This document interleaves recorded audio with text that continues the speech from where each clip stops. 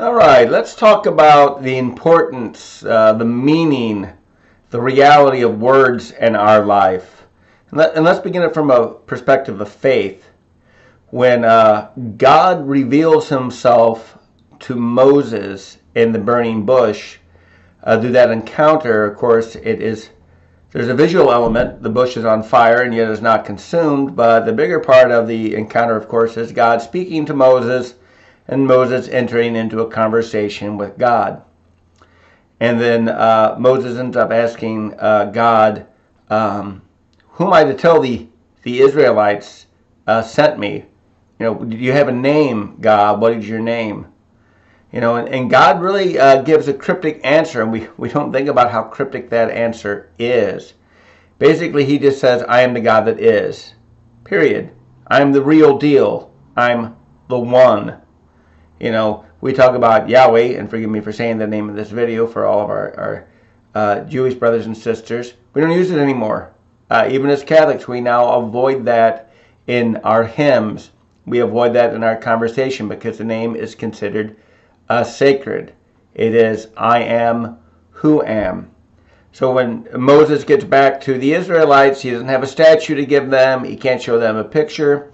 This is what God looks like, and trust me, all over the place in Egypt was tons of statuary dedicating things to gods and all the strange animal heads they had and everything. So God's relationship with humanity, beginning with Israel, is going to be verbal, because God's going to forbid imagery. You cannot have imagery of him. There will be no painting of the Lord. There will be no statue to burn incense before or make sacrifices to.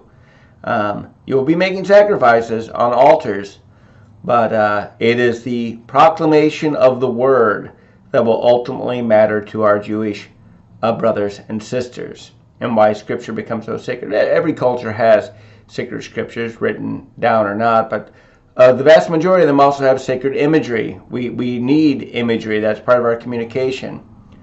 But part of the genius of the origin of Judaism and the subsequent Christianity is reliance on the word over visuals. When we see things, that helps us identify, hence the old phrase, seeing is believing. But you can see things and the observed have no idea they are being seen. Like whenever we catch a glance at something, they may be totally oblivious as to whether we are noticing them or not. However, if somebody speaks to me and I respond back, they've got my attention and I responded back.